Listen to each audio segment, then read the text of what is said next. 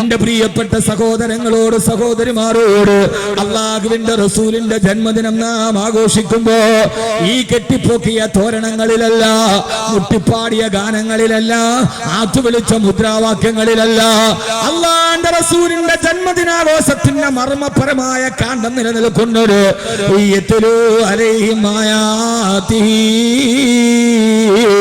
അല്ലാഹുവിന്റെ ഖുർആനിന്റെ ആയത്തുകളെ പാരായണം ചെയ്തു കൊടുത്തു. അതുവഴി അവർക്ക് തസ്കിയത്ത് നടത്തുക, അശ്ലീലതയുടെയും ആഭാസത്തിന്റെയും അനാവശ്യത്തിന്റെയും പടപ്പുറങ്ങളിൽ നിന്ന് അവരെ അല്ലാഹുവിന്റെ ദീനിന്റെ ജാജ്വലമായ തീരങ്ങളിലേക്ക് പരിവർത്തിക്കപ്പെടാൻ അല്ലാഹുവിന്റെ ഖുർആനിന്റെ വിജ്ഞാനത്തെ പഠിപ്പിച്ചു കൊടുക്കാനാണ് അല്ലാഹുവിന്റെ പ്രവാചകനെ ഞാൻ അവതരിപ്പിച്ചതെന്ന് അല്ലാഹുവിന്റെ വിശുദ്ധ ഖുർആൻ. ഞാനെന്ന് ആത്മാർത്ഥമായി ഞാനൊരു സ്വയം വിചാരണക്ക് തയ്യാറെടുക്കുകയാ.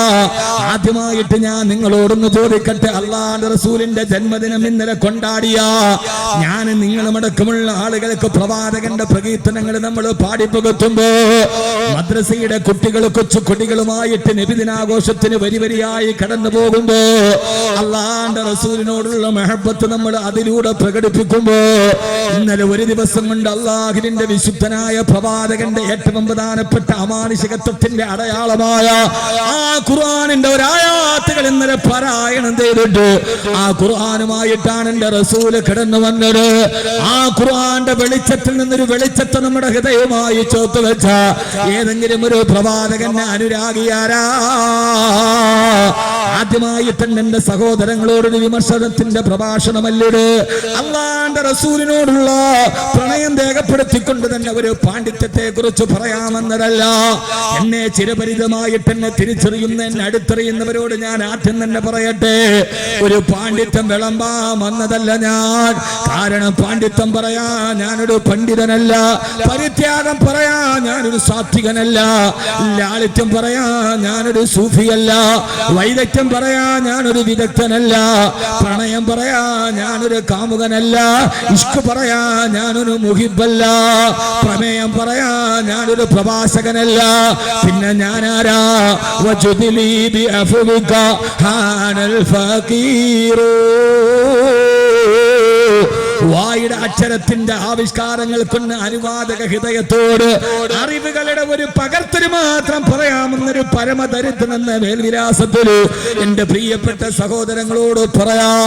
ഇന്നലത്തെ നബിദിനത്തിന്റെ ആഘോഷത്തിന്റെ മർമ്മപ്രധാനമായ ഭാഗം ഉൾക്കൊണ്ടിട്ട് വിശുദ്ധമായ ഖുർആനിന്റെ ഒരു ആയത്തിൽ നിന്ന് ഈ ആയത്തിനോട് പറഞ്ഞ ഏതെങ്കിലും ഒരു സൽക്രമം എന്റെ ജീവിതത്തിലുണ്ടെങ്കിൽ, ഈ ആയത്തിലൂടെ അല്ലാഹു നിരോധിച്ച ഏതെങ്കിലും ഒരു ദുസ്വഭാവം എന്റെ ഹൃദയത്തിലുണ്ടെങ്കിൽ, അല്ലാഹുവിന്റെ റസൂലേ അങ്ങയോട് ഞാൻ പറഞ്ഞ പ്രണയത്തിന്റെ പരമപ്രധാനമായ ലക്ഷ്യം ഈ പരിവർത്തനമാണെങ്കിൽ, അല്ലാഹുവിന്റെ റസൂലിനോട് നമ്മൾ ഇന്നലെ പാടിയ മദ്ഹിന്റെ ഗാനങ്ങൾ അശ്റഖൽ ബദറു അലൈനാ ഫഖതഫതു മിൻഹു ബുദൂറു مثل حسنك ما رأينا قط يا وجه السرور നബിയെ അശ്റഖൽ ബദറു അലൈനാ, ഞങ്ങളുടെ ഈ അന്ധകാര നിമിടമായ തമസ് പിടിച്ചുന്ന ഈ ലോകത്തേക്ക് ഒരു പൂർണ്ണചന്ദ്രൻ ഞങ്ങൾ കുതിച്ചുയരുകയാണ്. ഞങ്ങളുടെ ഇരുട്ടാണ്ട് കടന്ന ഹൃദയത്തിന് വെളിച്ചം നൽകാൻ, അന്ധവിശ്വാസം കൊണ്ടും അനാചാരം കൊണ്ടും അശ്ലീലതകൾ കൊണ്ടും ഇരുട്ടുപിടിച്ച നമ്മുടെ ഹൃദയത്തിന് വെളിച്ചം നൽകാൻ അല്ലാഹുവിന്റെ റസൂലിന്റെ ജന്മദിനത്തിന് കഴിഞ്ഞാൽ ഖുർആന്റെ ആയത്തുകൾ പഠിക്കുക, എന്നിട്ട് അതിലൂടെ നമ്മുടെ ജീവിതത്തിന്റെ ദുസ്വഭാവങ്ങൾ മാറുക. അതായിരുന്നു പ്രവാചകന്റെ ലക്ഷ്യമെങ്കിൽ നബി സല്ലല്ലാഹു അലൈഹി വസല്ലമ സാധിപ്പിച്ച വിപ്ലവം അതാണല്ലോ. ഒരിക്കൽ അല്ലാഹുവിന്റെ പ്രവാചകൻ മദീനത്തിന്റെ പള്ളിയിൽ ഖുർആൻ പഠിപ്പിച്ചുകൊണ്ടിരിക്കുമ്പോ ഒരു സഹാബി ഓടി വന്നിട്ട് പറഞ്ഞു, നബിയേ ഹലഖ്തു യാ റസൂലല്ലാഹ്, ഹലഖ്തു യാ റസൂലല്ലാഹ്, ഞാൻ നശിച്ചു പോയി നബിയേ, ഞാൻ ജീവിതത്തിൽ തകർന്നു പോയി നബിയേ. ആരോടാണ്? മദീനത്തെ പള്ളിയിൽ ഖുർആൻ പഠിപ്പിച്ചു കൊണ്ടിരിക്കുമ്പോ തന്റെ അനുയായികളുടെ സദസ്സിലിരിക്കുന്ന പ്രവാചകന്റെ ചാരത്തേക്ക് ഓടി വന്നിട്ടൊരു സഹാബി പറഞ്ഞു, വത്ത നബിയേ, ഹലക്തു യാ റസൂലല്ലാഹ്,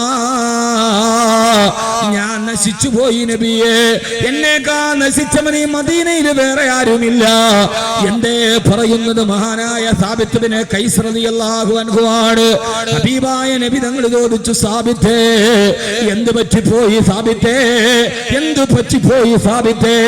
മഹാനായ സാബിത്ത് ബിൻ ഖൈസ് റളിയല്ലാഹു അൻഹുവിന്റെ മറുപടി, അല്ലാഹുവിന്റെ ഖുർആൻ നിരോധിച്ചൊരു ദുസ്വഭാവം എന്റെ ജീവിതത്തിലുണ്ട് നബിയേ, അതുകൊണ്ട് ഹലക്തു യാ റസൂലല്ലാഹ്, ഞാൻ നശിച്ചു പോയി തിരുദൂതരേ. അല്ലാഹുവിന്റെ റസൂലിന്റെ അടുക്കലേക്ക് വന്ന് ഒരു സഹാബി ഖുർആൻ പഠിപ്പിച്ചുകൊണ്ടിരിക്കുകയാണ്. നബി സല്ലല്ലാഹു അലൈഹി വസല്ലം മദീനത്തെ പള്ളിയിൽ ആ സദസ്സിലേക്ക് ഓടി, പരസ്യമായി, രഹസ്യമായിട്ടല്ല, കുമ്പസാരക്കൂട്ടിലല്ല, പരസ്യമായി മദീനത്തെ പള്ളിയിൽ ഖുർആൻ പഠിപ്പിച്ചുകൊണ്ടിരിക്കുമ്പോ, മദീനത്തെ പള്ളി എന്ന് പറയുന്നത് നമ്മുടെ വയ്യക്കോട് പള്ളിമാര് അത്ര വലിയ പള്ളിയൊന്നുമല്ല, ഒരു ഈത്തപ്പന മരത്തിന്റെ ഓലകൾ മടഞ്ഞിട്ടാക്കിയ ഒരു കൊച്ചുപള്ളി, അവിടെയാണ്, അതാണ് മദീനത്തെ പള്ളി. ആ മദീനത്തെ പള്ളിയിൽ ഹബീബായ റസൂലുള്ളാഹി സ്വല്ലല്ലാഹു അലൈഹി വസല്ലം ഖുർആൻ പഠിപ്പിക്കുമായിരുന്നു.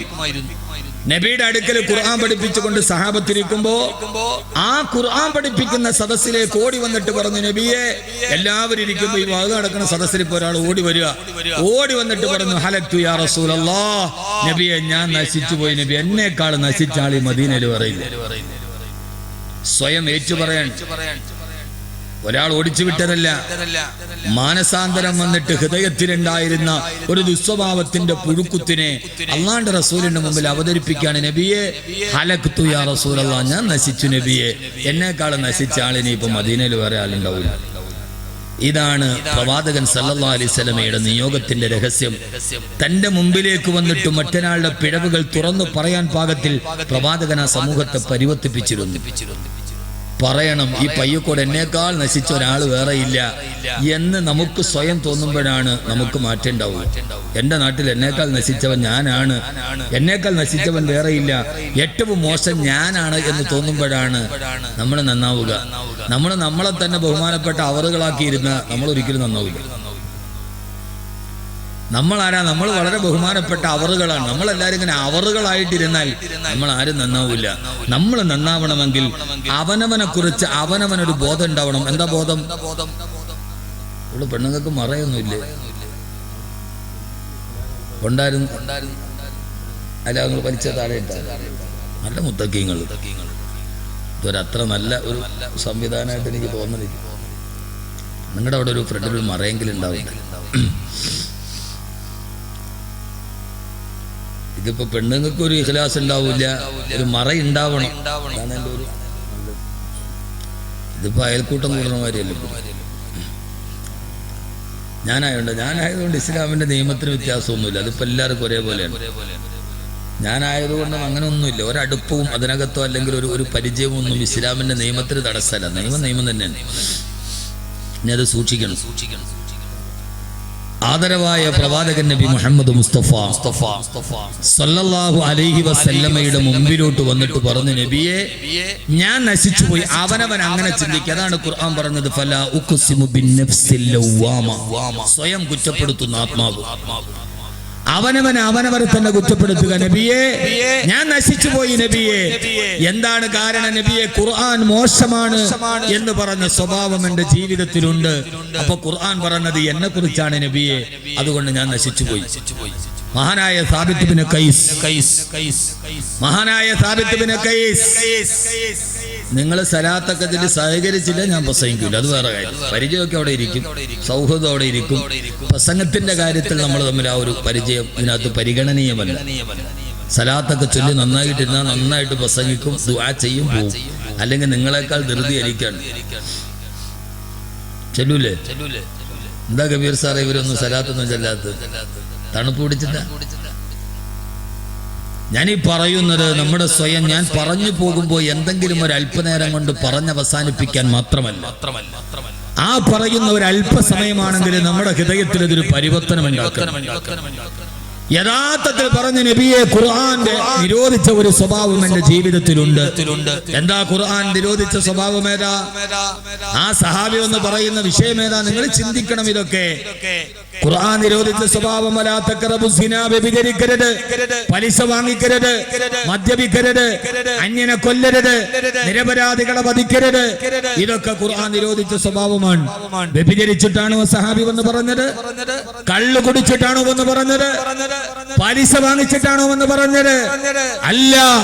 മഹാനായ സാബിത്ത് ബിൻ ഖൈസ് റളിയല്ലാഹു തആല അൻഹു അല്ലാഹുവിന്റെ റസൂലിനോട് വന്ന്, ഞാൻ നശിച്ചു നബിയെ, ഖുർആൻ മോശമാണെന്ന് പറഞ്ഞ ഒരു സ്വഭാവം എന്റെ ജീവിതത്തിലുണ്ട്. അത് ഖുർആൻ മോശമാണെന്ന് പറഞ്ഞ സ്വഭാവമാണ്. പറഞ്ഞ സ്വഭാവം എനിക്കുണ്ട്, നിങ്ങൾക്കുണ്ട്.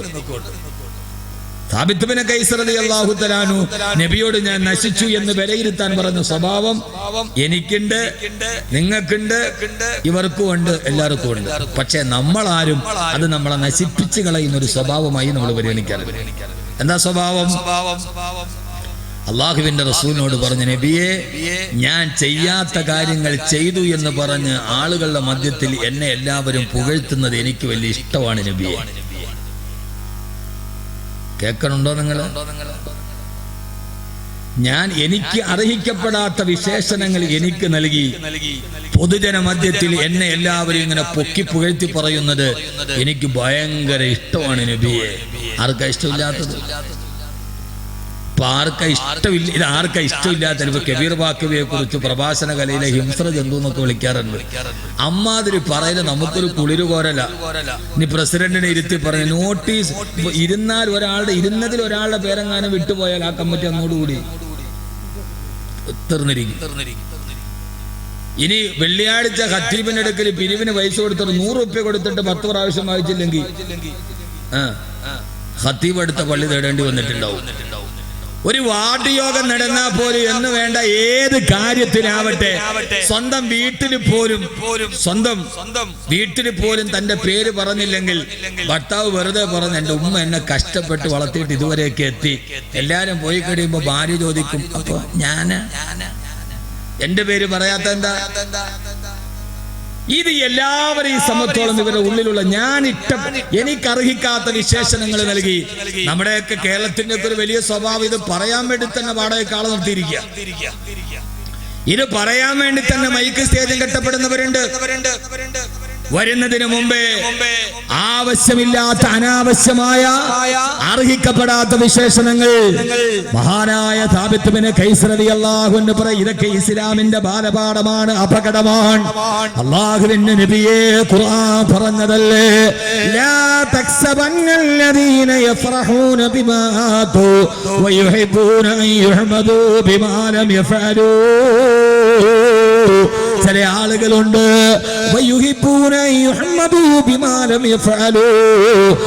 ചെയ്യാത്ത കാര്യങ്ങളെ കുറിച്ച് ആളുകളുടെ മുമ്പിൽ പുകഴ്ത്തി പറയുന്നവർക്ക് വലിയ ഇഷ്ടമാ. ഖുർആൻ അത് പാടില്ല എന്ന് പറഞ്ഞതല്ലേ യാ റസൂലല്ലാഹ്. ആ സ്വഭാവം എന്റെ മനസ്സിലുണ്ട് നബിയെ. അങ്ങനെ ഖുർആൻ നിരോധിച്ച വളരെ നിസ്സാരമെന്ന് നമ്മൾ കരുതുന്ന ഒരു സ്വഭാവം തന്റെ ജീവിതത്തിൽ നിന്ന് തിരിച്ചറിഞ്ഞപ്പോ സാബിത്ത് ബിൻ ഖൈസ് റളിയല്ലാഹു തആല പറഞ്ഞ മറുപടി, ഹലഖ്തു യാ റസൂലല്ലാഹ്, ഞാൻ നശിച്ചു പോയി നബിയെ.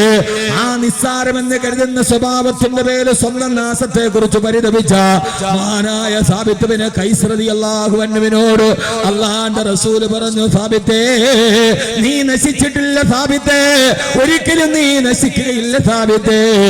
അല്ലാഹുവിന്റെ റസൂൽ ചോദിച്ചു, സാബിത്തേ, അമാ തറലാ, നിന്നോട് ഞാനൊരു കാര്യം പറഞ്ഞു തരട്ടെ സാബിത്തേ.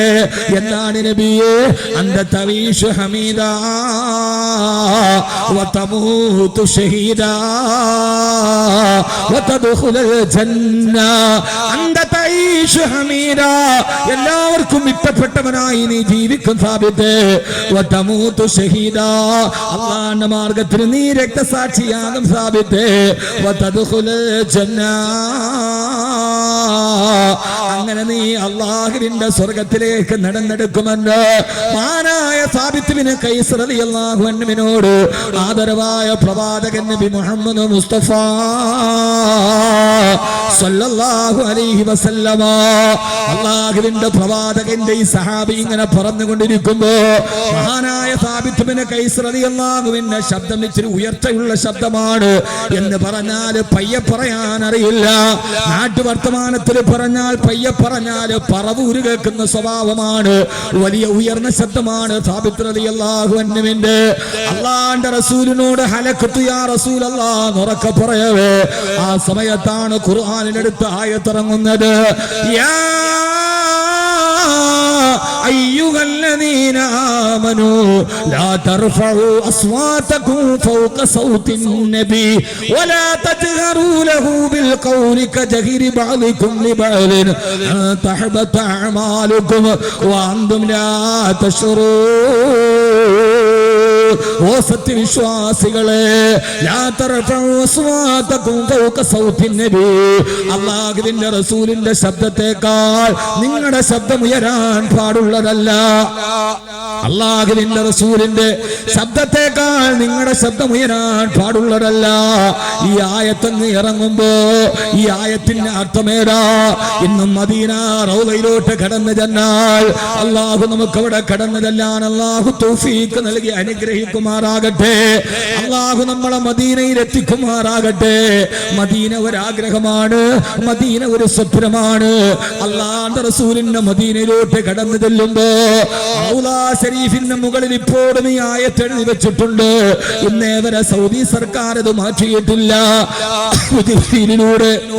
മദീനയിലെത്തി, ആ മദീനയിലെത്തി സ്വപ്നനായകനെ കാണാനുള്ള ആഗ്രഹത്തോട് അല്ലാഹുവിന്റെ റസൂലിനെ എനിക്കൊന്ന് കാണണം, ഹബീബായ നബിയോട് എനിക്കൊന്ന് സലാം പറയണം. അല്ലാഹുവിന്റെ റസൂലേ, ഞങ്ങളുടെ സലാമിനെ സ്വീകരിക്കണേ യാ റസൂലല്ലാഹ്. ജീവിക്കുന്നെങ്കിൽ ഹബീബിന് വേണ്ടി ജീവിക്കണം ചെറുപ്പക്കാരാ. മരിക്കുന്നെങ്കിൽ അല്ലാഹുവിന്റെ റസൂലിനെ കണ്ടിട്ട് മരിക്കണം. ഉറങ്ങുന്നെങ്കിൽ പ്രവാചകനെ കിനാവ് കാണാൻ ഉറങ്ങണം. ഈ ജീവിതത്തിൽ ഇതിനെ കഴിഞ്ഞില്ലല്ലോ യാ റസൂലല്ലാഹ്. അങ്ങയെ കാണാൻ അബൂബക്കറിന്റെ സത്യസന്ധത ഞങ്ങൾക്കില്ല നബിയേ, ഉമറിന്റെ ധൈര്യം ഞങ്ങൾക്കില്ല നബിയേ, ഉസ്മാൻ ബിൻ അഫ്ഫാന്റെ ലാളിത്യമില്ല നബിയേ, അലിയുടെ വിജ്ഞാനവും ഞങ്ങൾക്കില്ല നബിയേ. പിന്നെ ഞങ്ങളുടെ ഹൃദയത്തിലുള്ളതേതാ? യാ സയ്യിദ് സാദാതി ജിഅതുക ഖാസിദാ അർജൂ റിളാക വഅഹ്തമി ബിഹിമാക. നബി, അങ്ങയുടെ മനസ്സിനോടുള്ള അനുരാഗം ഹൃദയത്തിന്റെ ഉള്ളിൽ നിറച്ചു വെച്ച് അങ്ങയുടെ റൗളയിൽ വന്നൊരു സലാം പറയാൻ എത്ര പ്രാവശ്യമാണ് നമ്മൾ കൊതിച്ചത്. അല്ലാഹു നമുക്ക് തൗഫീഖ് നൽകട്ടെ. മനസ്സറിഞ്ഞ് ദുആ ചെയ്തു. മദീനയിലും മക്കയിലും എത്തണമെങ്കിൽ പണക്കാരനായത് കണ്ടു കഴിയില്ല. ചെരുപ്പ് കുത്തി എത്തിച്ച തമ്പുരാൻ കോടീശ്വരനെ എത്തിച്ചിട്ടില്ല. മക്കയിലും മദീനയിലും എത്താനുള്ള ഒരേ ഒരു പരിമിതി അത് ഹൃദയത്തിന്റെ ആഗ്രഹമാണ്. എപ്പോഴും അല്ലാഹുവോട് പറയണം, അല്ലാഹുവേ, ഹൃദയത്തിൽ ഒരേ ഒരു ആഗ്രഹമേ ഉള്ളൂ പെങ്ങളെ. ഏടൊക്കെ പ്രതിസന്ധി വന്നാലും ദാരിദ്ര്യം വന്നാലും 5 വഖത്ത് നിസ്കരിക്കുമ്പോ ഓരോ പ്രാവശ്യവും കരളുരുകി പറയണം, അല്ലാഹുവേ, എനിക്ക് മദീനയിലെത്തണം അല്ലാഹ്. ഹൃദയത്തിൽ ഒരേ ഒരാഗ്രഹമേ ഉള്ളൂ, അത് മദീനയാണ്, മദീനയാണ്, മദീനയാണ്. മദീന കോ ജായേ ये दिल चाहता है, यही आरज़ू है, ये दिल चाहता है, मदीना को जाए, ये दिल चाहता है. അല്ലാഹുവേ, മനസ്സിൽ ഒരേ ഒരാഗ്രഹം എന്ന മദീനയാണ്. ഉറങ്ങുമ്പോഴും മദീന, ഉറക്കമുണരുമ്പോഴും മദീന. കാണേണ്ടത് മദീനയുടെ പ്രണയനായകനെ, ആയിഷയുടെ ഭർത്താവിനെ, ഫാത്തിമയുടെ പിതാവിനെ, ഹസൻ ഹുസൈന്റെ പിതാമകനെ, ഖാലിദിന്റെ സുഹൃത്തിനെ, അബൂബക്കർ സിദ്ദീഖിന്റെ സഹചാരിയെ, ഉമർ ഇബ്നുൽ ഖത്താബിന്റെ പരിവർത്തനത്തിന്, ലോകത്തിന്റെ ഖൈബറിന്റെ നായകനെ, ഉഹദിന്റെ ശബ്ദത്തിനെ, ബദറിന്റെ നേതാവിനെ. കാണേണ്ടത് ഹൃദയത്തിൽ കാണേണ്ടത്. അല്ലാഹുവേ, കണ്ണട കണ്ണടച്ചു തുറക്കുമ്പോ പാടേണ്ടത് ചെറുപ്പക്കാരാ ഇങ്ങനെയാണ്. അല്ലാഹുവേ, കണ്ണിനുള്ളിൽ നീയാണ്, നെഞ്ചിനുള്ളിൽ നീയാണ്, കണ്ണടച്ചാ നീയാണ്, കണ്ണ് തുറന്നാ നീയാണ്. അല്ല അല്ല, അത് മലയാളത്തിന്റെ കാമപ്പേക്കൂത്തിന്റെ പാട്ട് അല്ലാഹുവിന്റെ പ്രവാചകന്റെ ഇഷ്കിന്റെ അനുരാഗത്തെ ഹൃദയത്തോട് ചേർത്ത് വെച്ച ലോകത്തിന്റെ ആശിക്കീങ്ങൾ പാടിയത് അങ്ങനെയല്ല. അല്ലാഹുവേ, യാ റബ്ബ് നസറുടെ തോ മദീന ദിഖായി ദേ, യാ റബ്ബ് നസറുടെ തോ മദീന ദിഖായി ദേ. അല്ലാഹുവേ, കണ്ണ് തുറന്നപ്പോൾ ഞാൻ കണ്ടത് മദീനയാണ്, കണ്ണടച്ചപ്പോഴും കണ്ടത് മദീനയാണ്. ഉണർവിലും മദീന, ഉറക്കത്തിലും മദീന, സ്പന്ദനത്തിലും മദീന, ചേട്ടയിലും മദീന, നിശ്ചേട്ടയിലും മദീന, ആഗ്രഹത്തിലും മദീന, അഭിലാഷത്തിലും മദീന, അഭിവാഞ്ചയിലും മദീന. അല്ലാഹുവേ, മദീനയല്ലാതെ ഹൃദയത്തിലൊരു സ്വപ്നമില്ല. അവിടെയാണ് ആയിഷ ബീവി പട്ടിണി കിടന്നത്. എവിടെ നിന്നിട്ടാണോ ഇന്ന് ലോക ജനകോടികൾ സലാം പറയുന്നത്, അവിടെയാണ് പെങ്ങളെ ആയിഷ പട്ടിണി കിടന്നത്. അവിടെയാണ് ആയിഷ പട്ടിണി കൊണ്ട് പൊട്ടിക്കരന്നത്. അല്ലാഹുവിന്റെ റസൂലിന്റെ റൗള കാണാൻ കടന്നു പോകുമ്പോ ബാബു ജിബ്രീലിലൂടെ കടന്ന് ഇടതുവശത്ത് അല്ലാഹുവിന്റെ റസൂലിന്റെ റൗളയാണ്. മെല്ലെ മെല്ലെ ലോകത്തിന്റെ നായകൻ കടന്നിറങ്ങിയ മദീനത്തുൽ മുനവ്വറയിലൂടെ നടന്നു പോകുന്ന വഴിയിൽ ഇടതുഭാഗത്ത് നിങ്ങൾക്ക് കാണാം ഹദാ മിഹ്റാബു ആയിഷ, ഹദാ മിഹ്റാബു ആയിഷ. കാണേണ്ടത് പെണ്ണെ നൈനിറ്റാളല്ല, കാണേണ്ടത് ചിറാപുഞ്ചിയല്ല, കാണേണ്ടത് പാരീസ് അല്ല, കാണേണ്ടത് ലോസ് ആഞ്ചലസ് അല്ല, കാണേണ്ടത് എംപയർ സ്റ്റേറ്റ് മന്ദിരമല്ല, കാണേണ്ടത് സിംഗപ്പൂരല്ല, കാണേണ്ടത് മലേഷ്യയുടെ നാടകത്വമല്ല, കാണേണ്ടത് മദീനയാണ്, മദീനയാണ്, മദീനയാണ്. ബാബു ജിബ്രീലിലൂടെ കടക്ക് മുത്തുനബിയോട് സലാം പറയാൻ പോവ്. ഇടത് ഭാഗത്തൊരു തടിക്കട്ടിൽ കാണാം, അവിടെ എഴുതി വെച്ചിട്ടുണ്ട് ഹാദാ മിഹ്റാബു ആയിഷ. ഇതാണ് ആയിഷ ബീവിയുടെ മിഹ്റാബ്. ഇതേപോലെ മരം കോച്ചുന്ന തണുപ്പത്ത് ആയിഷ റളിയല്ലാഹു തആല തഹജ്ജുദ് നിസ്കരിച്ചത് അവിടെയാണ്. ആയിഷ ബീവി തഹജ്ജുദ് നിസ്കരിച്ചത് അവിടെയാണ്. മുത്ത് റസൂൽ തഹജ്ജുദ് നിസ്കരിച്ചത്. തന്റെ പ്രിയപ്പെട്ട ഭർത്താവ് നിസ്കരിച്ച് നിസ്കരിച്ച് നിസ്കരിച്ച് കാലിന് നീളതളം കെട്ടുമ്പോ കുന്തതയായ ഭാര്യ വിളിച്ചു ചോദിച്ചത് എന്തിനാണ് നബിയെ, ഇനി കൊടന്നുറങ്ങാറായില്ലേ എന്ന് ചോദിക്കുമ്പോ ആയിഷ സ്വർഗത്തിൽ പോകണ്ടേ, അള്ളാന്റെ മുമ്പിൽ നിൽക്കണ്ടേ, നന്ദിയുള്ള ദാസനാവണ്ടേ എന്ന് ലോക ചരിത്രത്തിനത്തിന്റെ പരിവർത്തനത്തിന്റെ പടപ്പുറപ്പാട്ട് പാടിയ, ലോകത്തിലെ ആളിത്യത്തെ പഠിപ്പിച്ചു കൊടുത്ത, സ്ത്രീയുടെ അവകാശങ്ങൾ ഉയർത്തിക്കൊടുത്ത, ജീവിതം പരലോകത്താണെന്ന് പഠിപ്പിച്ചു കൊടുക്കാൻ വന്ന ആദരമായ പ്രവാചകൻ നബി മുഹമ്മദ് മുസ്തഫ, ആദരമായ പ്രവാചകൻ നബി മുഹമ്മദ് മുസ്തഫ.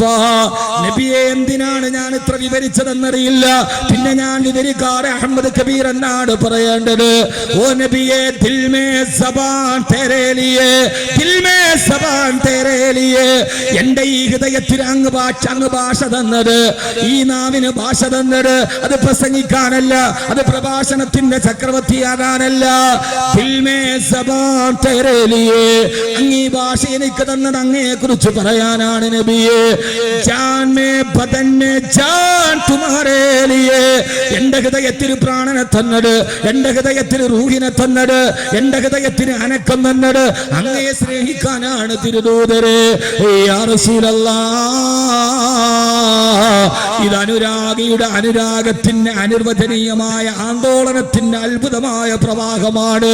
ഹബീബായ നബി മുഹമ്മദ് മുസ്തഫ സല്ലല്ലാഹു അലൈഹി വസല്ലമ മദീനയിലൂടെ കടന്നു ചെല്ലുമ്പോ പച്ചക്കുപ്പ കാണുമ്പോ, അല്ലാഹുവിന്റെ റസൂലിന്റെ ഉറക്കറ കാണുമ്പോ, ആ ഉറക്കറയിൽ മുത്ത് റസൂൽ ഉറങ്ങിക്കിടക്കുകയാണ്. മണ്ണ് തിന്നിട്ടില്ല തിരുശരീരം. വഫിൽ കബീരി ശരീഫി തറാഹു ഹയ്യാ അലൈഹി യുസറു ബിഹർ റസൂലു. അല്ലാഹുവിന്റെ റസൂലിന്റെ ശരീരം മണ്ണ് തിന്നു എന്ന് പറഞ്ഞാൽ അത് അർബുദം ബാധിച്ച വിശ്വാസമാണ്. ഹബീബായ നബി തങ്ങളുടെ ശരീരം മണ്ണും പുഴുക്കളും തിന്നെന്ന് പറഞ്ഞാൽ അത് മണ്ടത്തരം ബാധിച്ച, ലോകത്തിന്റെ ജീർണിച്ച ചിതരരിച്ച വിശ്വാസമാണ്. ഇല്ല ഇല്ല, ഹബീബായ മുത്തിനെ മണ്ണും പ്രണമിച്ചിട്ടേയുള്ളൂ, ആ മണ്ണും പ്രണയിച്ചിട്ടേയുള്ളൂ. എങ്ങനെയാണ് നബിയെ വഹീന്റെ നാദം ഏറ്റെടുത്ത ഈ ശരീരത്തെ മണ്ണ് തിന്നുക? വഫിൽ കബീരി ശരീഫി തറാഹു ഹയ്യാ അലൈഹി യുസറു ബിഹർ റസൂലു. ആ ഖബറിൽ കിടന്നിട്ട് അല്ലാഹുവിന്റെ റസൂൽ നമ്മളെ കാണുന്നുണ്ട് സല്ലല്ലാഹു അലൈഹി വസല്ലം. അവിടേക്ക് സലാം പറയാൻ പോകുമ്പോ മദീനയിലെ കാവൽ നിൽക്കുന്ന പോലീസുകാരന്റെ ശബ്ദവും ഇടറുന്നുവോ, അവന്റെ ശബ്ദം താഴുന്നുവോ. മദീനയിലെ റൗളക്ക് കാവൽ നിൽക്കുന്ന പോലീസുകാരന് പോലെ ചെറിയ ശബ്ദമാണ്.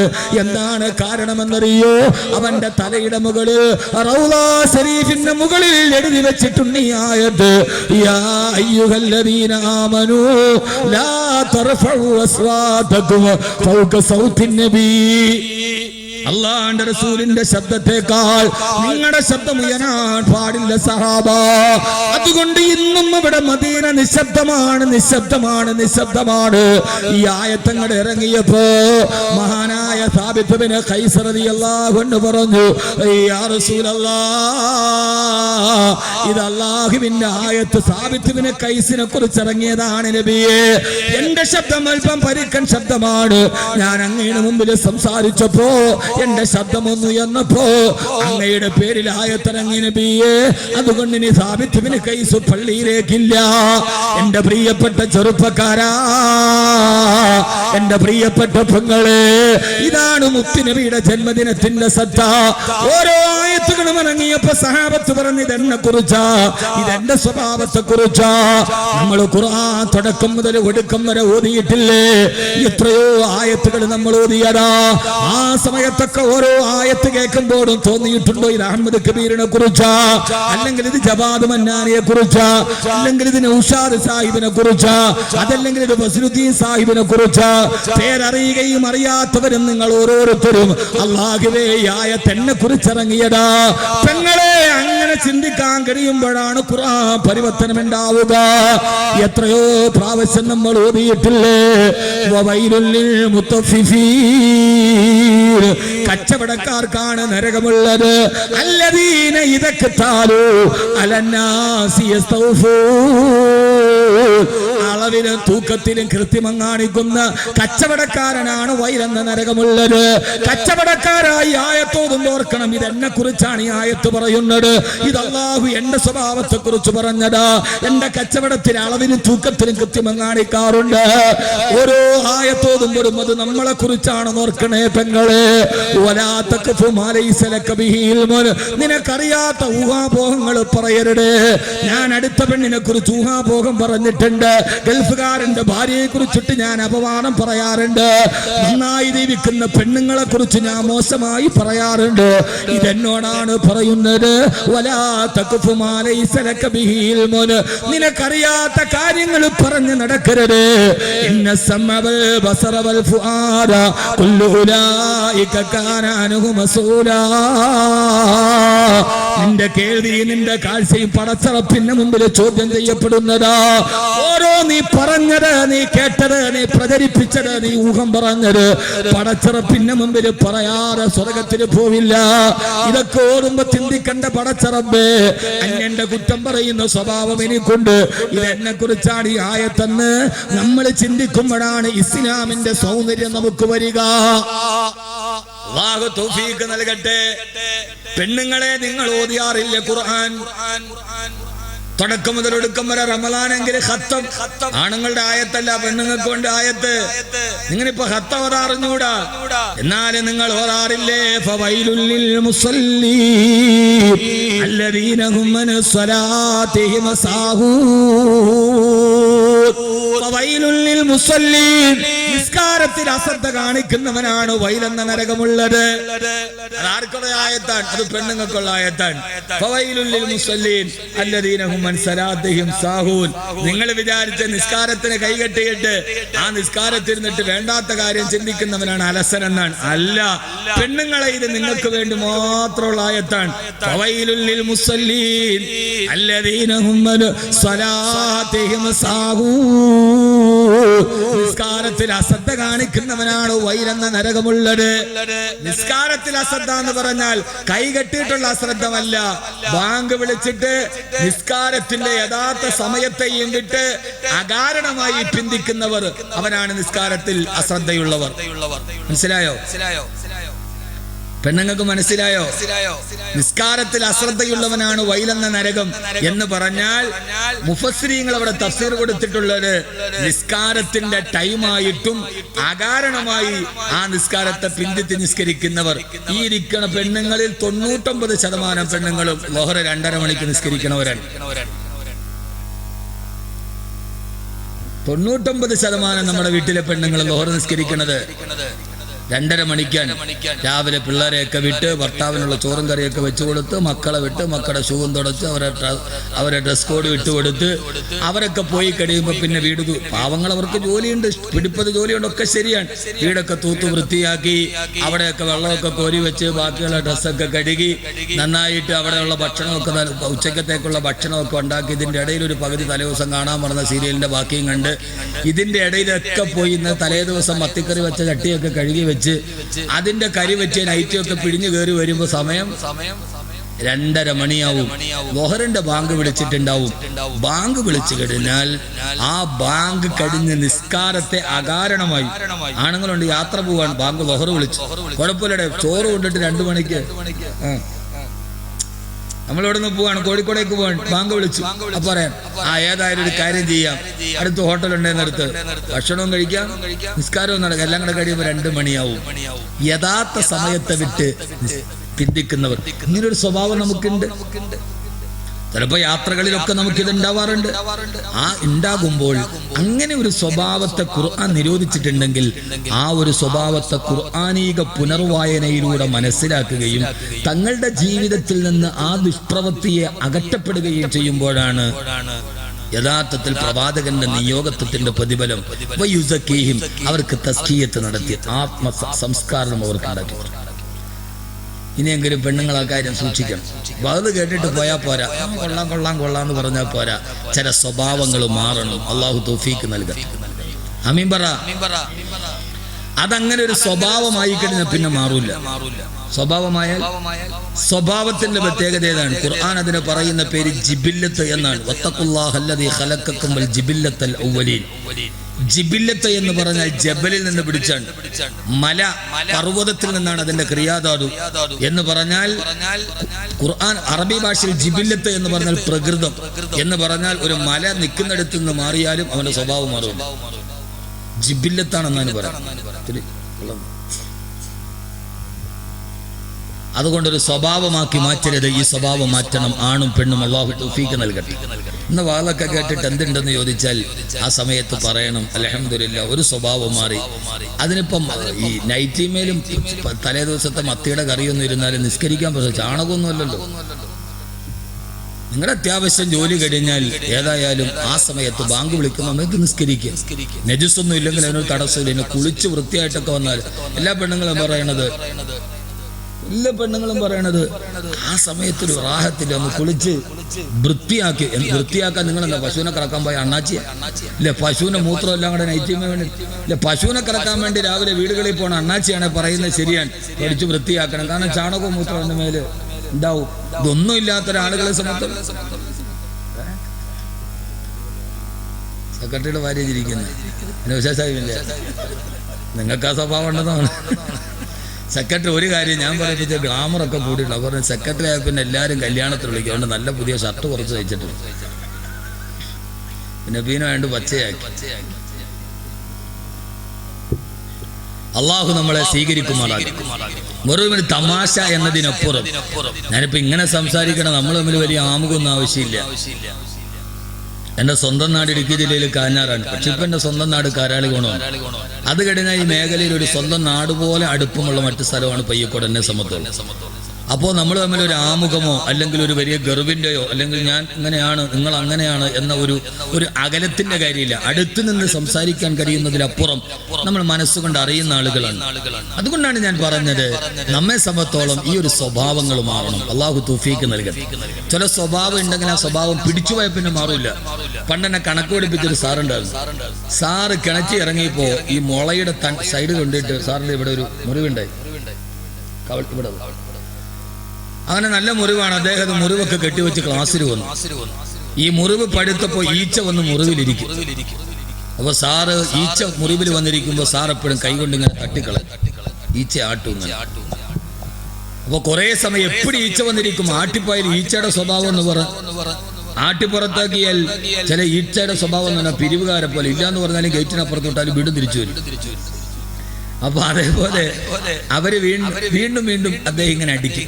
ഇങ്ങനെ ആട്ടി അവസാനം ഇതൊരു ദുസ്വഭാവമായിട്ട് മാറി. ടീച്ചേഴ്സൊക്കെ സ്റ്റാഫ് റൂമിൽ ഇരിക്കുമ്പോൾ ഈച്ച വന്നിരിക്കുമ്പോൾ സാറുമല്ല ഇങ്ങനെ അടിക്കും. ഇതിപ്പോ ഈച്ച ഇട്ടിട്ടാണ് കൈയിട്ട് ഇങ്ങനെ ആക്കണമെന്ന് ടീച്ചേഴ്സിന് ചിലപ്പോൾ മനസ്സിലാവൂല. അങ്ങനെ പലവിധ ഒരു സിമ്പിളായിട്ടൊക്കെ തോന്നിയാൽ വലിയ പ്രശ്നങ്ങളാണ്. അവസാനം സാർ ഇതിനൊരു പോംവഴി കണ്ടുപിടിച്ചു. ഇദ്ദേഹം ഈ മുറിവിൽ ഈച്ച വന്നിരിക്കുമ്പോ പിന്നെ ഇങ്ങനെ കാണിക്കൂല. അദ്ദേഹം എന്ത് ചെയ്യുന്നറിയോ, ഈ ഒരു ബുദ്ധിമുട്ട് ഒഴിവാക്കാൻ വേണ്ടി അദ്ദേഹം ഇങ്ങനെ കാണിക്കും. ആ മുറിവിൽ നിന്ന് ഈച്ച പോകാൻ വേണ്ടി അദ്ദേഹം കാണിക്കും. അപ്പൊ ഈച്ച പോകും. ഏതാണ്ട് ഒരാഴ്ച കഴിഞ്ഞപ്പോ ഇദ്ദേഹത്തിന്റെ മുറിവ് ഉണങ്ങി, മുറിവൊക്കെ ഭേദമായി. ഇപ്പോ സാറ് റിട്ടയർ ആയി, ഒരു 10-62 വയസ്സുണ്ട്. ഇപ്പോഴും സാർ ഇടയ്ക്കിടയ്ക്ക് അദ്ദേഹത്തിന്റെ ആ മുറിവ് ഉണങ്ങി. ഇപ്പോഴും 62 വയസ്സ്. ഇപ്പോഴും അദ്ദേഹം കാരണം ജീവിച്ചിരിപ്പുണ്ട്. അതായത് ലൈവ് ഉണ്ടാ. ഇപ്പോഴും അദ്ദേഹം ഇടയ്ക്കിടയ്ക്ക്, അത് അന്നുണ്ടായ ഒരു സ്വഭാവമാണ്. ചില സ്വഭാവങ്ങൾ അങ്ങനെയാണ്. സ്വഭാവത്തിന് ഇംഗ്ലീഷിൽ പറയുന്ന പേര് തന്നെ ഹാബിറ്റ് എന്നാണ്. പ്രകൃതം, ഹാബിറ്റ്. അത് മാറാൻ എച്ചും എയും നമ്മൾ വെട്ടിക്കളഞ്ഞു നോക്കുക, പിന്നെയും ഒരു ബിറ്റ് ഉണ്ടാവും. എച്ചും എയും വെട്ടിക്കളഞ്ഞാലും പിന്നെ ഒരു ബിറ്റ് ഉണ്ടാവും. ബിറ്റ് എന്ന് പറഞ്ഞാൽ കഷണം. എത്ര മാറ്റിയാലും അതിന്റെ ഒരു കഷണം നമ്മുടെ ഉള്ളിലുണ്ടാവും. അള്ളാഹു നമ്മളെ എല്ലാവരെയും നന്നാക്കി തരട്ടെ. അതുകൊണ്ട് നമ്മളെ ഖുർആനിലൂടെ വായിക്കാൻ കഴിയുന്ന, നമ്മുടെ സ്വഭാവങ്ങളെ മാറ്റാൻ കഴിയുന്ന ആദരവായ പ്രവാചകൻ നബി മുഹമ്മദ് മുസ്തഫ, ആദരവായ പ്രവാചകൻ നബി മുഹമ്മദ് മുസ്തഫ.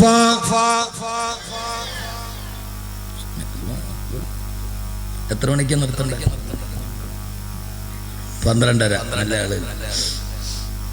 അതുവരെ ഒന്നും പോലെ മുമ്പ് ഇൻഷാ അല്ലാഹ് നമുക്ക് നിർത്താം. എനിക്ക് 4 മണിക്ക് വേറെ പോകണ്ടേ?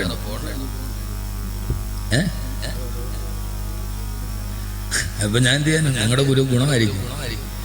ഞാൻ ഈ പരിപാടി ഡേറ്റ് കൊടുക്കുമ്പോൾ ഇന്നലെ നബിദിനം, ഇന്ന് വീട്ടിൽ നബിദിനത്തിന്റെ തലേന്നും പിറ്റേന്നും ഒക്കെ ഞാൻ വീട്ടിൽ ഉള്ള സമയമാണ്. അപ്പൊ അത് നോക്കിയിട്ടാണ് 13-ാം ഡേറ്റ് കൊടുത്തത്. അല്ലേ? വന്നപ്പോ 2 മാസം ഡേറ്റ് കൊടുത്തു. അപ്പോൾ 13-ാം തീയതി 14-ാം തീയതി ഒക്കെ ഞാൻ നബിദിനമായതുകൊണ്ട് മക്കളെയൊക്കെ കൂടെ ഇരിക്കാൻ വേണ്ടിയുള്ളൊരു ടൈമാണ്. പക്ഷെ ആ സമയത്തൊരു പരിപാടി ഉണ്ടല്ലോ, പിന്നെ പെട്ടെന്നൊരു പരിപാടി വന്നപ്പോൾ ആകുമാണ്. എങ്കിലും നമ്മുടെ സമയമൊക്കെ നമുക്ക് ധാരാളം കിട്ടും. അല്ലാഹു നമ്മളെ സ്വീകരിക്കട്ടെ. അവസാനം നന്നായിട്ടൊന്ന് ദുആ ചെയ്ത് വേണം നമുക്ക് പിരിയാൻ. പക്ഷെ അതിരിക്കൂലേ? എല്ലാവരും അതുവരെ ഇരിക്കൂലേ? 10 മണി ആയുള്ളൂ.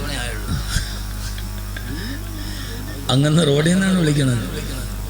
ഒത്തിരി അടുപ്പുണ്ടായാലും വലിയ പാടാ. അത് വേണ്ട. ഒത്തിരി കിഴക്കോട്ട് പോയാൽ ചിലപ്പോൾ പടിഞ്ഞാറായി പോകും. നമുക്ക് പരമാവധി ഇൻഷാ അല്ലാഹ് നമുക്ക് സംസാരിക്കാം. ആദരവായ പ്രവാചകൻ നബി മുഹമ്മദ് മുസ്തഫ. ഓരോന്നോരോന്നായി അള്ളാഹുവിന്റെ പ്രവാചകന്റെ ജീവിതത്തിൽ ഉണ്ടാകുന്ന മാറ്റങ്ങളെ, ആ പ്രവാചകൻ ഉണ്ടാക്കി തന്ന മാറ്റങ്ങളെ, പ്രകൃതങ്ങളെ, അത് നമ്മുടെ എല്ലാ ബന്ധവുമായിട്ട് അള്ളാഹുവിന്റെ പ്രവാചകൻ പറയാ. ഓരോ മനുഷ്യനും അവന് തസ്കിയത്ത് നടത്താൻ ഫവൈലുൽ ലിൽ മുസല്ലീൻ അല്ലദീന ഹും അൻ സ്വലാത്തിഹിം സാഹൂൻ. നമസ്കാരത്തിൽ അശ്രദ്ധയുള്ളവനാ സംസ്കാരത്തെ, അവന്റെ സ്വഭാവത്തെ ഖുർആനിക ദർപ്പണത്തിലൂടെ മാറ്റി നിർത്താൻ ഏതൊക്കെ ദുസ്വഭാവങ്ങളുണ്ടോ ആ ദുസ്വഭാവങ്ങൾ മുഴുവൻ തന്റെ ഹൃദയത്തിൽ മാറ്റിവെക്കാൻ ആത്മസംസ്കരണത്തിനാണ് പ്രവാചകൻ കടന്നു വന്നതെന്ന് അല്ലാഹുവിന്റെ വിശുദ്ധ ഖുർആൻ. അതുകൊണ്ടാണ് ലോകത്തിന്റെ തുടക്കം മുതൽ ഒടുക്കം വരെ അല്ലാഹുവിന്റെ റസൂൽ ആരായിരുന്നു?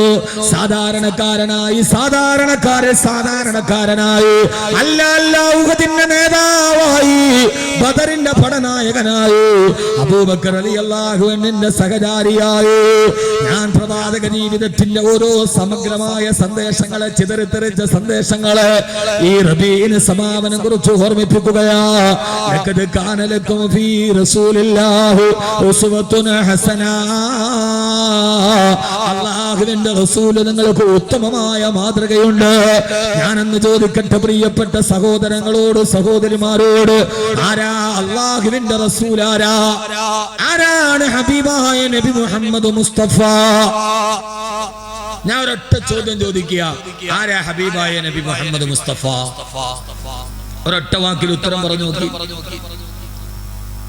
നമ്മൾ നബിദിനൊക്കെ ആഘോഷിക്കുമ്പോൾ നമ്മൾ അറിഞ്ഞ പ്രവാചകനെ നമ്മുടെ ജീവിതത്തിന്റെ തിക്തമായ യാഥാർത്ഥ്യങ്ങളുടെ തിരശ്ശീലയ്ക്ക് പുറകിലൂടെ നോക്കുമ്പോൾ നമുക്കറിയാൻ ഏറെയാണ്. യഥാർത്ഥത്തിൽ ഒന്ന് ചിന്തിച്ചു നോക്കി, ഇങ്ങനെ ഒരു മനുഷ്യൻ, ഒരു നേതാവിനെ ലോകത്ത് കാണാൻ കഴിയും. ജനിച്ചപ്പോഴേ വാപ്പയില്ല. പച്ചയായ ജീവിതത്തിന്റെ മുഴുവൻ പച്ചയായ ദുഃഖങ്ങളുടെ കൂട്ടുകെട്ടായിരുന്നു നബി മുഹമ്മദ് മുസ്തഫ സല്ലല്ലാഹു അലൈഹി വസല്ലം. ജനിച്ചപ്പോഴേ അനാഥനാണ്, യതീമായിട്ടാണ് ജനിച്ചത്. അല്ലേ അല്ലേ? തുടക്കം മുതൽ നിങ്ങളൊന്ന് ചിന്തിച്ചു നോക്കിയാൽ എന്റെ കൂടെ വരി. ഞാൻ പ്രവാചകന്റെ നിയോഗം മുതൽ വിയോഗം വരെ പറയാം ഒരൊറ്റ സമയം. അതിന്റെ ഒരു പ്രധാനപ്പെട്ട മുഴുവൻ പറയാൻ കഴിയില്ല എങ്കിലും അള്ളാന്റെ റസൂലിനടുത്തൊരു തസ്കിയത്തിന്റെ വഴിയുണ്ട്, ഒരു ആത്മീയ സംസ്കാരം. ആ സംസ്കാരം എല്ലായിടത്തും, പള്ളിയിൽ, നാട്ടിൽ, വീട്ടിൽ, കുടുംബത്തിൽ, ഭാര്യയിൽ, മക്കളിൽ, എല്ലായിടത്തും. ആരാണ് ആദരവായ പ്രവാചകൻ നബി മുഹമ്മദ് മുസ്തഫ സല്ലല്ലാഹു അലൈഹി വസല്ലമ ചുരുങ്ങിയ സമയം കൊണ്ട് ആ ജീവിതത്തിലൂടെ ഒരു തേരോട്ടം നടത്തുകയാ. ജനിച്ചപ്പോഴേ യതീമായി, അനാഥനായി, വാപ്പ മരണപ്പെട്ടു പോയി, ഉമ്മാന്റെ ഗർഭാശയത്തിൽ കിടക്കുമ്പോ ജനിച്ചു വെളിയിലോട്ട് വരുമ്പോഴേ വാപ്പാന്റെ മുഖം കണ്ടിട്ടില്ലാത്ത, വാപ്പാനെ കുറിച്ച് യാതൊരുവിധ സ്മരണകളില്ലാത്ത എന്റെ ഉപ്പ എന്ന് വിളിക്കാൻ കഴിയാതെ, ഉപ്പായുമായി ബന്ധപ്പെട്ട ഒരു ഓർമ്മകളില്ലാതെ അനാഥനായി കടന്നു വന്ന പ്രവാചകൻ നബി മുഹമ്മദ് മുസ്തഫ സല്ലല്ലാഹു അലൈഹി വസല്ലമ അള്ളാന്റെ റസൂല് ജനിക്കുമ്പോ ഉപ്പാന്റെ മുഖം കണ്ടിട്ടില്ല. ഉപ്പാന്റെ കൈകളിൽ പിടിച്ചു പെരുന്നാളിന് പള്ളിയിൽ പോയി തിരിച്ചു വരുമ്പോ ഉപ്പ വാങ്ങിച്ചു തന്ന വന്നബലൂലിന്റെ അടയാളങ്ങൾ ഹൃദയത്തിൽ ഉടക്കി നിൽക്കുന്ന ബാല്യകാലത്തിന്റെ സ്മരണകൾ നഷ്ടപ്പെട്ട് അനാഥനായി വന്ന നബി മുഹമ്മദ് മുസ്തഫ സല്ലല്ലാഹു അലൈഹി വസല്ലമ ഉപ്പയില്ലാത്ത മകന് വേണ്ട ജീവിതത്തിലെ ഏറ്റവും ആശ്രയം ഉമ്മയല്ലേ. ഉമ്മാന്റെ മടിത്തട്ടിൽ ഉപ്പയില്ലാത്ത ദുഃഖം മുഴുവനെ കടിച്ചമർത്തി കിടക്കുമ്പോ ഒരു കാര്യം ഞാൻ എന്റെ ജീവിതത്തിൽ നിന്നുകൊണ്ട് തന്നെ ഓർമ്മിപ്പിക്കട്ടെ. അവസാന ജീവിതത്തിൽ എത്ര വലിയ താരാപരത്തിലെത്തിയാലും നമുക്ക് തിരിച്ചു കിട്ടാത്ത ചില സൗഭാഗ്യങ്ങളുണ്ട്. അത് ഉപ്പയെ കുറിച്ചുള്ള ഓർമ്മകളാണ്. പെരുന്നാളിന് തക്ബീറിന്റെ വിളി കേൾക്കുമ്പോ തലേ ദിവസം എടുത്തു വെച്ച പുത്തനുടുപ്പുമിട്ട് ഉപ്പാന്റെ കൂടെ പോയി പുഴയിൽ കുളിച്ചെഴുന്നേറ്റ് വന്ന് പുത്തനുടുപ്പുമിട്ടിട്ട് ഉപ്പാന്റെ കയ്യിൽ പിടിച്ചു പെരുന്നാളിന് പള്ളിയിൽ പോയി തിരിച്ചു വരുമ്പോ ഉപ്പാന്റെ പെരുവിരല് വിരളമത്തി പിടിച്ച് ഐസിന്റെ മണിമുടക്കം കേൾക്കുമ്പോ ചിണുങ്ങിക്കരഞ്ഞ് അവസാനം ഉപ്പ ഗീസയിൽ നിന്ന് ചില്ലറയെടുത്ത് ഐസ് വാങ്ങി തന്ന് പോണ വഴിയിൽ 2 കൈയും ബലൂണും വാങ്ങി തന്നിട്ട് ഉപ്പാന്റെ കൈ പിടിച്ചിട്ട് ഗ്രാമത്തിന്റെ തെരുവുകളിലൂടെ നടന്നു പോയ ബാല്യകാലം, ആ ബാല്യകാലത്തിന്റെ ഓർമ്മകൾക്ക് പകരം വെക്കാൻ പിന്നീട് നീ വളർന്നു വലുതാകുമ്പോ ആകാശത്തിന്റെ മുകളിൽ നീ എത്തിയാലും ദുബൈ പ്രസിഡന്റിന്റെ കൊട്ടാരത്തിൽ അത്താഴ വിരുന്നിനിരുന്നാലും അതിനേക്കാൾ നിനക്ക് നഷ്ടപ്പെടുന്ന ഒരു സ്മരണയുണ്ട്. വൈകുന്നേരം ഉപ്പ കൂലിപ്പണി കഴിഞ്ഞു വരുമ്പോ കാത്തിരുന്ന ഉപ്പാന്റെ മടിയിലേക്ക് ചേർന്നിരുന്നിട്ട് പാതിരാത്രിയിലും മരത്തവിയില് കഞ്ഞി കോരി കുടിച്ച ബാല്യകാലം.